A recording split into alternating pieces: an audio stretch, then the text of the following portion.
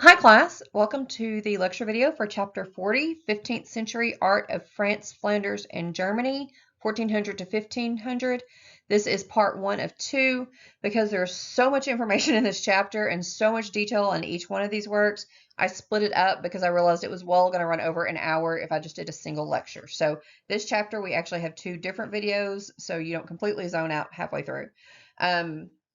But as we move into Flanders, France, and Germany, we're looking at early Renaissance Northern Europe, or if you just want to refer to it as early Northern Renaissance, that is fine as well. We're back in the same time period we just looked at in chapter 39, but now we're moving into Northern European areas that are now known as Belgium, the Netherlands, Luxembourg, and parts of France, particularly the Burgundy region. All of these were controlled by the Duke of Burgundy.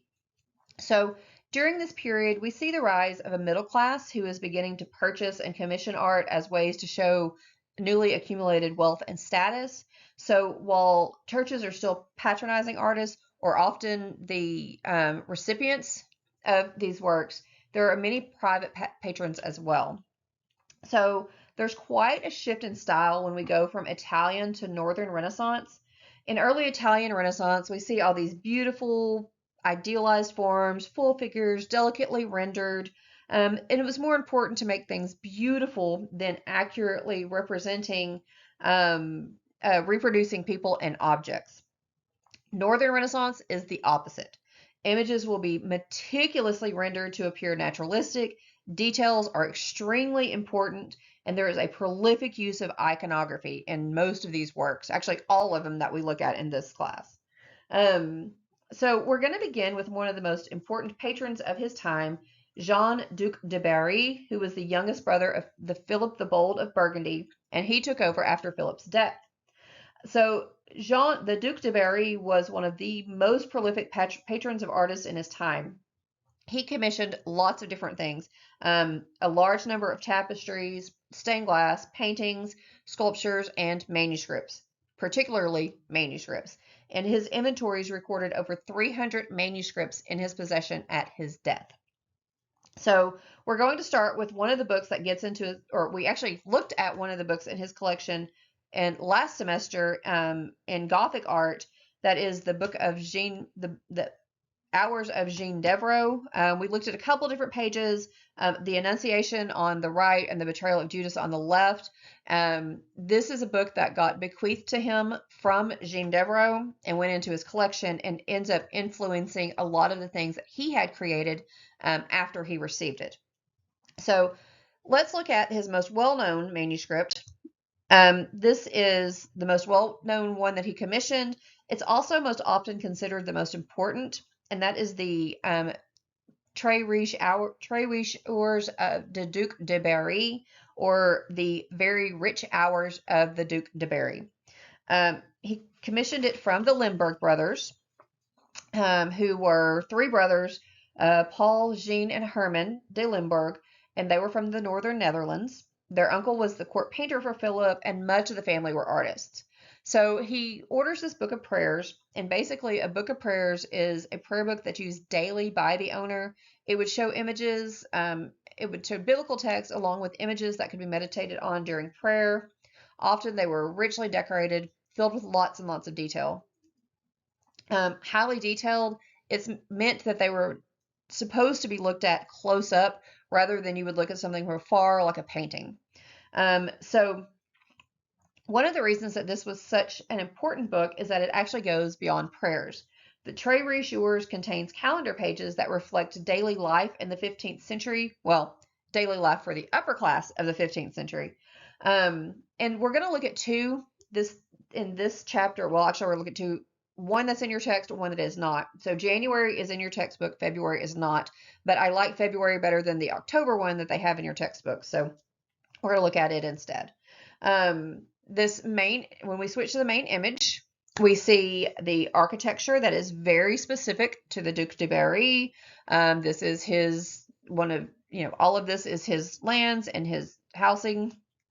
And this is a dinner scene, and the Duke is at the center of the table. If you look at the table, I think you can figure out which one is the Duke. He's the guy with the giant It's technically a fireplace screen behind him, and that is a fireplace that he's sitting in front of, except it also looks very similar to a halo, so suggesting that this is the most important person in the room. We see behind him on the walls, there are tapestries. You can see them hung with knights heading off into battle, showing his power. And all of the various things we see around here reflects the wealth and status of the owner. We see we see all these different dishes on the table. We saw all of these beautiful golden, like, drink urns and things like that, pitchers around. All of this is to suggest his wealth and power. We have representations of France above him, his area that he rules. If you look directly above this screen or kind of halo thing behind him, at the very top, you'll see the fleur-de-lis that are representative of the leadership in France. The bright colors show this merrymaking mood at the dinner. We have this little dog in the very front. If you see a dog, it's almost always going to represent fidelity or faithfulness. Lots of interesting action going on around, these very wealthy figures and these beautiful clothes. All of the details on all of the clothing in here is just absolutely gorgeous. It's actually believed that, well, the Lindbergh brothers inserted themselves because they would have been mingling with all of these people. There's a figure in kind of a gray cap that is just to the left and up a little bit from the Duke. You see him kind of looking over the shoulder of another figure in it, and it's believed that that is one of the Lindbergh brothers. And then the two others have kind of been surrounded or sorted themselves. One is covering his face up with a plate. And I can't remember where the third one is right now, but yeah, they put them in there because they would be mingling with the wealthy, of course. And then when we look back at the whole page here, we see something that's a little strange in a religious text to us. All these astrological symbols in this like beautiful lunette at the top.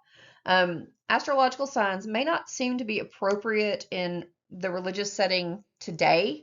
But the stars were much more important to the 15th century agricultural calendar, and it was believed at the time that health was often linked to what sign a person was born under. So it directly connected to some ailments and physical issues that you may have if you were born under certain signs.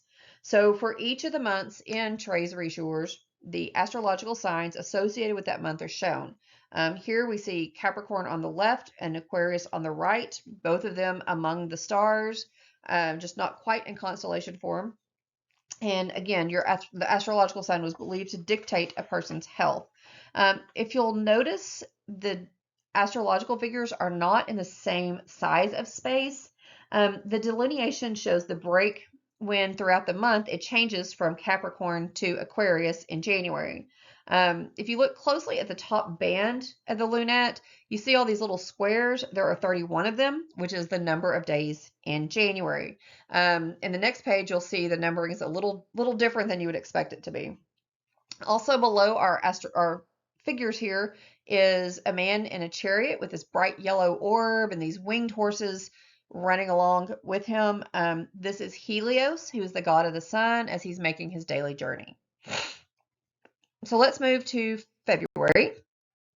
And here we see an outside scene, much more out in nature, a little not quite as bright, a little more somber. We have more peasant figures here than we saw inside dining with the Duke himself.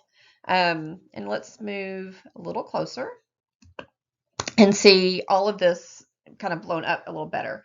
So we have peasants working and doing their winter chores. We have this figure on the right, about halfway up. He is chopping wood, while the person behind him is walking along with a donkey. If you'll notice, the donkey's kind of loaded down with wood, likely stuff that he's just finished chopping, and they're taking into town to sell. When we look at, also see sheep. They're all huddled in their little barn area to keep them warm. It is cold and snowy. We do have a figure walking through the snow as well, and then as if she's been out feeding the birds. And then we have this group in the house. If you notice something that looks a little odd about this, there's no wall on this side. It's as if someone's coming through and just sliced off the wall and possibly the door, because there is no way in and out of this house that we can currently see. But showing us kind of this slice of interior life as well, or things that they do at home. And they're warming themselves by the fire. The fire, you can see very close to the woman's feet at the front. And the woman has her dress kind of slightly pulled up to let her feet warm, the heat of the fire to kind of come under her dress and help warm her up. And we've shown she's only exposed her ankles, a little bit of her calves, but that's not quite the case for our two figures in the background. The guys have their gowns pulled all the way up over their knees, sort of exposing their nether regions, straight to the fire, apparently. So a little less modesty than the female here. But again, all of this showing just sort of daily activities of, of modern life at this time, and sort of the people that the Duke are overseeing. If we look at the lunette on this one, on the right here, much more information is in this celestial realm. We again see Aquarius on the left because we are still in the time of Aquarius through February, and that runs through the last little bit of it is in February or January, excuse me, and then from January to February. And then we have Pisces on the right that takes up the majority of the days of February on the calendar. You'll notice the days across the top. I mentioned that it has the number of days for that month. There are 28 days up here, but they don't start with 1. They start with the last few days of Aquarius and then start back over whenever we move into Pisces. So again, this kind of dictating things, connection to the astrological signs and the stars and all of this, much more of a connection to the earth. And that was more dependent than just specifically months. Again, we still have Helios here going on his journey once again. We also have some moon phase suggestions here. We also have some other terrestrial information to kind of help with, or some celestial information to kind of help as they're prepping for things going into eventually into the spring at this point. Okay, let's move on to painting. But before we get into the actual paintings, we're going to discuss the basics of an altarpiece. So altarpieces become extremely important during the Renaissance, both the Italian and Northern. We're going to see them. We'll see altarpieces well into the Baroque, and they kind of start to fade out in popularity by that point, and we'll go to just kind of larger paintings overall. But altarpieces were really some of the most important liturgical objects commissioned by the church in 15th century Europe all over. There's lots of iconography and imagery used to inspire devotion because, again, we're looking at a largely illiterate population, so images were how they portrayed information. These tended to be in churches, usually large, very elaborate polyptychs. And basically, a polyptych is anything that's more than 3 panels is a polyptych. So it just means multi-paneled. And we have 3 different styles that your textbook has this diagram in it. And a diptych is 2 panels. Basically, they're most often attached together so they can be folded up and carried out. That makes them rather portable usually. A triptych is a 3-part, 3-paneled work of art. Again, panels attached together. And then, as I mentioned, a polyptych is a work of art with more than 3. Basically, it just means it's got multiple panels. And then these in a church, not necessarily for personal ones, but in a church, they would sit on a predella. And predella is basically this wooden step or platform that supports the altarpiece. Sometimes it's plain wood or just stained out or painted. Oftentimes it will have smaller paintings that relate to the scenes that are happening in the altarpiece as well. And then that would be set on an altar to keep it elevated so everyone can see that. So I mentioned that, these large altars and things, not all altarpieces were large and meant for churches. There were also domestic altarpieces that were smaller, and they were either diptychs or triptychs. And that's what we see here when we look at Robert Campion's Annunciation triptych. This is most often called the Marode altarpiece that you see in parentheses here. before we start talking about that, a few general information things about paintings from this time. Paintings were not signed. Artists were considered more tradesmen than they were professionals, much like we would consider something like a house painter today or something. They were directed by clients. They were given very little artistic license other than this is exactly what I want it to look like. And they would paint it in that style. They would they also had worked in their own style. So much like we would like contractors and other things today, different people went to different artists for appreciation of their specific style. This is also the beginning of using oil paint. You'll notice this is oil on oak. Artists at this time often would still mix oil and tempera. And we'll look at in part 2 of this, we'll look at Jan van Eyck. Oftentimes Van Eyck has been attributed with inventing oil paint. He did not. It was something that was new when he was coming on the scene, but he really becomes one of the most prolific users and just like pushes the medium to its absolute limits during his career. So lots of people tended to work in oils in the way that he did, specifically because he was just so proficient in oil. But we'll see him when we look at part two of this. So let's continue on with the Marot altarpiece. So this is a small devotional portable triptych that would have been used for personal meditation or meditation and devotion. Each object that we see in here that's very meticulously rendered, it's very much in Northern Renaissance style. The textures, the colors, the fabrics, the details, all of this is highly Northern Renaissance. The other thing about Northern Renaissance is there's going to be very little included that wouldn't have some kind of meaning to the viewer. So significant just saturation of iconography when we look at Northern Renaissance art. So is this mathematical perspective? Not yet. We're still working at this. The Northern Renaissance artists didn't really adapt things like linear perspective and mathematical perspective until much later than it hit Italy. It took a little while for it to filter up to the northern part of Europe. There is some attempts at it. There's definitely a suggestion of space here, but it's just not quite at actual mathematical perspective. So the subject here in the main panel is the Annunciation of Mary's pregnancy of Jesus by the Archangel Gabriel. And then on the left, we have the patron of the work and his wife. On the right, we have Joseph, who is the fiance and eventual husband of Mary, working in his woodshop. It is believed that the middle panel of this was painted first, likely as a piece created to sell rather than specifically for the patron. They often would do that. They would go ahead and make paintings, and then someone would come in and buy them and then make adjustments. The patron that purchased it, who we see on the left, likely had the two outside panels created specifically to his instructions. So let's start with the main panel, the Annunciation. If you look at the bench, the table, and some of this, we have this suggestion of space.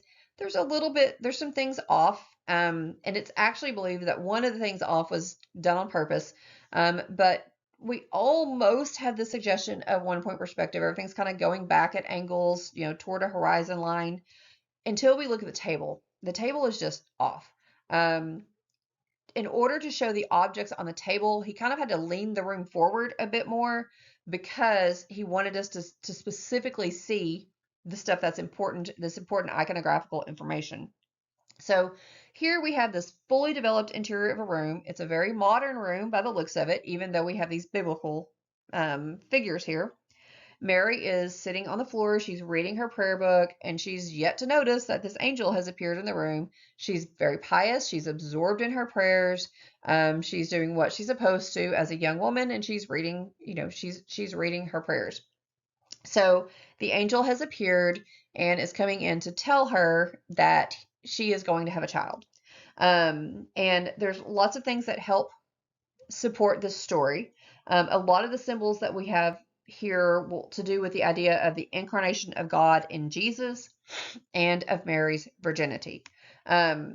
First thing, we talked about the table. If you look at the table, the lily sitting on the vase, sitting in the vase on the table represents Mary's purity, along with this little baby Jesus that you see flying into the window. I always refer to him as the little naked baby Jesus. But you see on this picture on the far left, this tiny little Jesus with a cross in his hand flying in toward, he's got a beeline straight to her womb. He has just come in.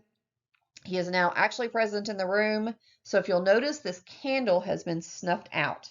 It's still smoking. This has happened so recently because a lit candle generally serves as the iconography for God. And the fact that the Holy Spirit has now entered the room and is about to enter Mary's womb shows that the actual presence of God is there. So the candle has snuffed out. So lots of this would be understood by a contemporary audience. We also, the fact that the baby flying in on these rays of holy light has come through the window and the window is still intact is also a reference to Mary's virginity. The idea of something passing through without breaking. He's come in, she's remaining intact. So we're going to see this a few times in this chapter. There's also in the back, there is a prayer shawl or towel with water for blessing.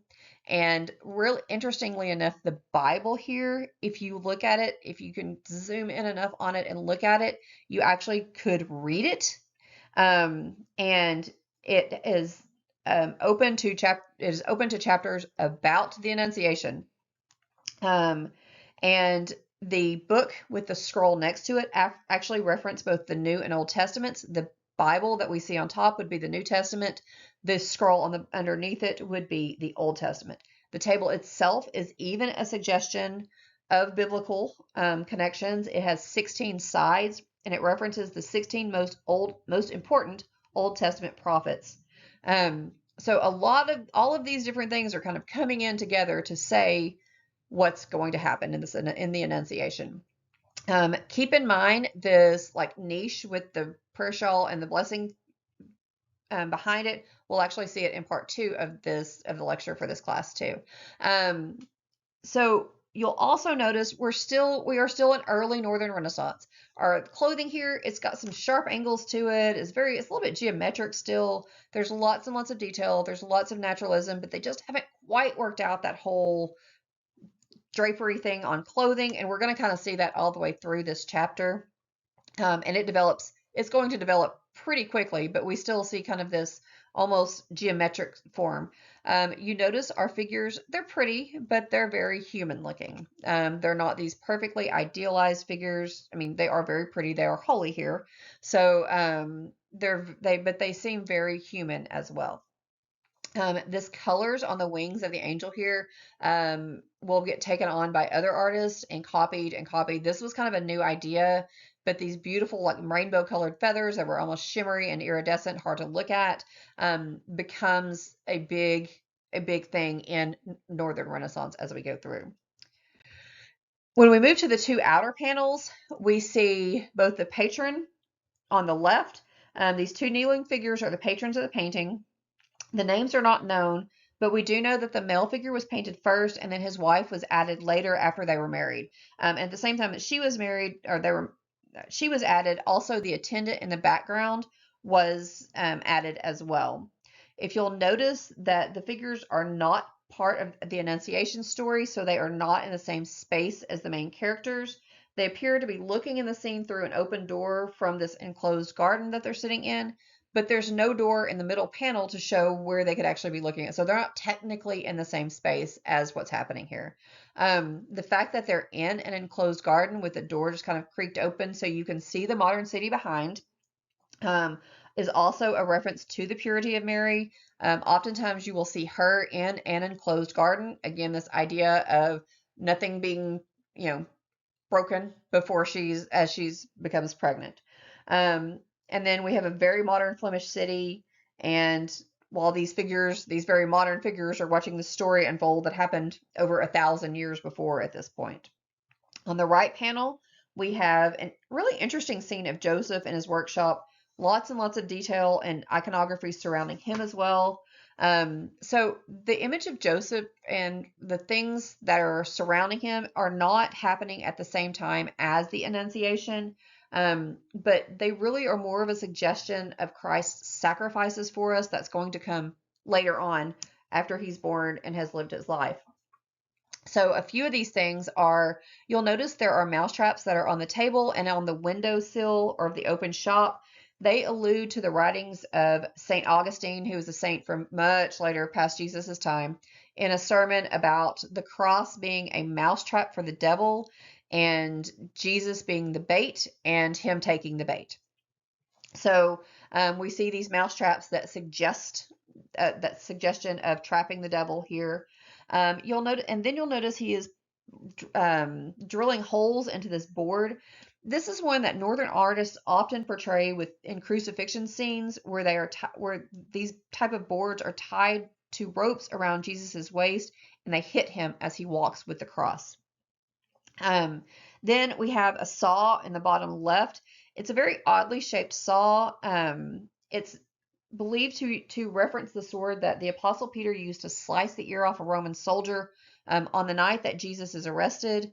And so again, sort of connecting this to the passion or, leading to the death of Christ. There's references in other places around too that reference other moments of the passion, including you'll notice there's nails spread around the table. And this definitely connects to the actual crucifixion of Jesus when he was nailed to the cross. So all of this combined sort of tells more of the story of the end of his life. And so adding this panel, well, the main subject is the Annunciation, the importance of this event happening and the important thing that's going on. We have kind of this bookend of representation of Jesus's life on earth with imagery from when he first appears to this idea of his death. So all of this kind of comes together and sort of tells the story of his life.